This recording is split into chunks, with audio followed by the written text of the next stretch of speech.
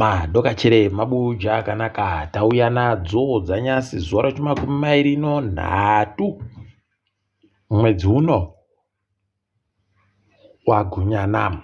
Totanga noyaburika manhoko yaanohwa munangarwa wachinja wamwe wakuru mudare rawo politbiro wagoti izvezvi kutanda izvezvi Jacobo Mudenda ndiye amabharani mukuru ikweyo. Pokare Chinamasa aitiwa ndiye mubati wohomwe. Obeti Mpofu akaitiwa ndiye anoringa nozvo ICT. Ziyambi ndiye aisiwa kuti aringe zvinochokuita nomutemo. Chii chiri kuitika? Heno ticharamba takaringa. Apawo nyaya yekuhwizana kwawo iyi imo muZANU-PF imo wakomana pakanyangariwa kureketa kuno kwaburika vhidhiyo wochidiki woZANU-PF wari kuti pasinohwedza imi zvatanda rekaitione kokati akienda kakuda unobata mwedzi pokare iwo wombudzi mwedzi wombudzi unonharo mhanduwe rekaitione kuti vanozvipedza sei izvozvi. Dare guru munyika nyasi rafadza vazhinji rikagoti zeta raP inofanira kuti ibhadhare wamwe amai wanomwana akagwarashiwa nokombi yakanga yaisiwa zvibaya mavhiri nomapurisa mugore ra2017 zuva rochi-11 mumwedzi waKubvumbi. Ndiyo nyaya ibodzi yagonzifadzai mairi akareketa manyepo iya achigosungiwa nokunetsiwa nokuita makore nemakore achindoendesiwa kudare paribe nyaya. Ndiyo nyaya ibodzi iyoyo. Pakaita kunyangariwa tiri kundoramba tichindoshuvira kuti dai waita kuti paita anobhadharisiwa mari iyi kubva momwe mache hwii kuita zvohurumende nokuti hurumende ndio inoramba indoburitsa ndisu vanhu vacho hurumende. Rekaitione ipapo kuti zvinopera sei. Apa iwo mapurisa ozeta raP ari kuti gongwarirai gorekai kureketa pwito, gorekai kuita zvinhu zvinoita kuti vanhu vade kumukira hurumende, gorekai zvinhu zvinoita kuti kugadzikana kwenyika kureke kugoramba kuripo. Ukanzwa kudari mhanduwe waziva kuti panyangarapo panyangaritsa pane ari kusha.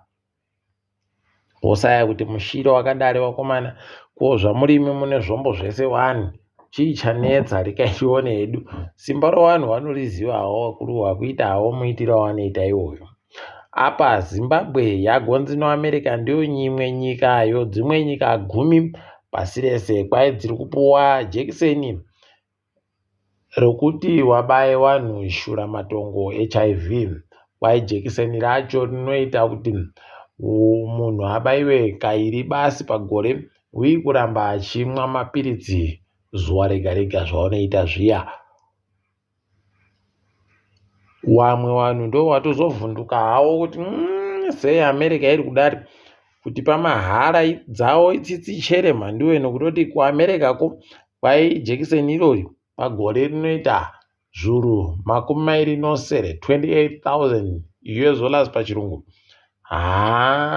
Pamunhu wosaya kuti wari kunyanya kuti idachere ana Trump kana kuti pane zvimwe zviri kuitika.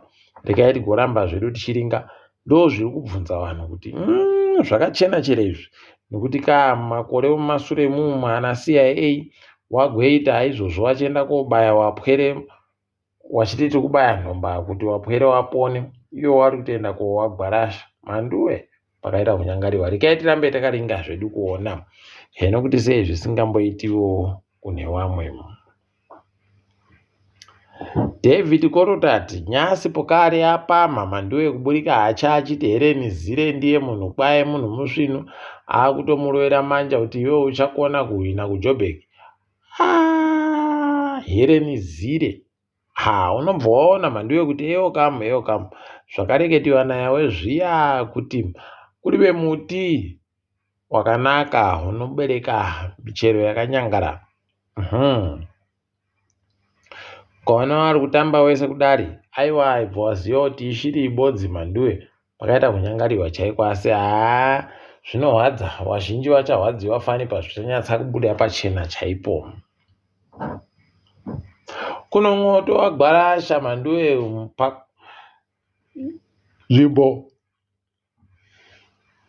yomuguta reHarare panosangana mugwagwa wariyo poti takawira nabute. Ipapo pakaita kunyangariwa, zvagwarashiwa, palibe ari kuziva kuti chii chakonzera kuti paite mwoto kana kuti zvazvodini, asi zvinhu zvese palibe chapona. Ipapo pakaita kunyangariwa chaiko. Kwaino hurumende takaringira ipapa kuti tikone kujara vanhu vajare mahekitari mamiliyoni 3 zvokudya zvinodiridzwa nomvura inonaya. Ipapa kwaipfumbudza, takatomirira kuti tiite miliyoni ribodzi romahekitari manduwe kuti zvinhu zvitekaire zvisvinu, chizhinji chacho wachiisa chibahwe. Tikaitione kuti ndizvo chere zvichaita kuti vanhu vapfumbure gore riri kuuya rino.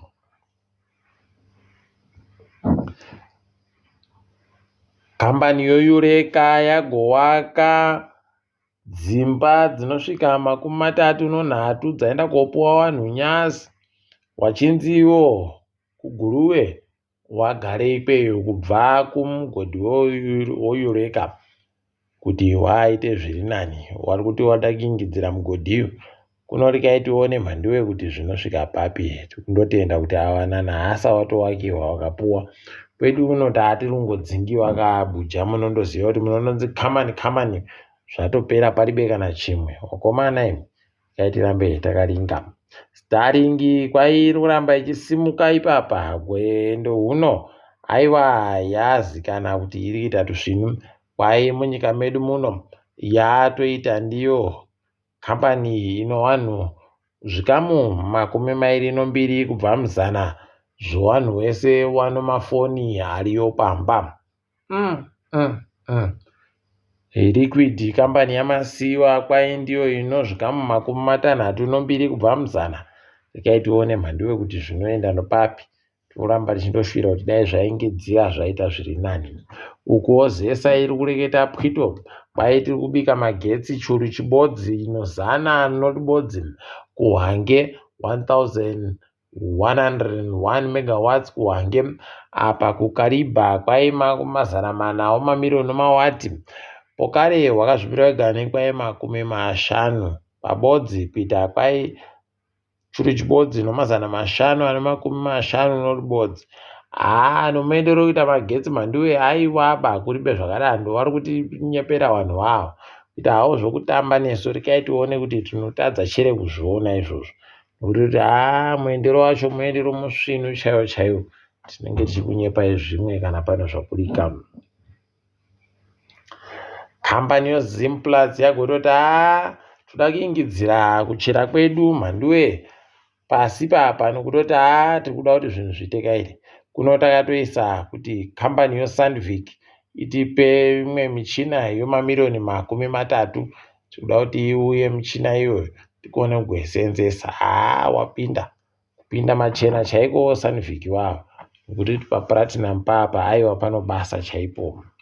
Zimbabwe South Africa maWarriors obhora vanenge vari kutamba zuva rochigumi mumwedzi uri kuuyayo. Kwai wazonza wakakumbirwa wakati aiwa tikaititambire kuMoses Mabhida.